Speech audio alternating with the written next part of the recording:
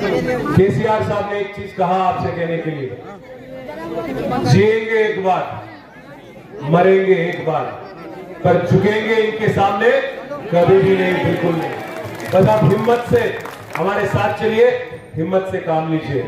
आपके लिए केसीआर साहब ने एक वादा किया, हम सबको बोल भी जाया। केसीआर साहब ने ये वादा आपसे किया कि चाहे जरूरत पड़ा तो 5 करोड़ हो या 10 करोड़ हो, जितना भी रकम लगेगा, हम बीआरएस पार्टी की तरफ से सुप्रीम कोर्ट तक लड़ाई हम जारी रखेंगे। आप एकजुट रहिए, आप इकट्ठे रहिए, एकजुट रहिए, क्योंकि तोड़ने की हर कोशिश की जाएगी। आपकी जो यहाँ पे यूनिटी है, इसको तोड़ने की हर कोशिश की जाएगी।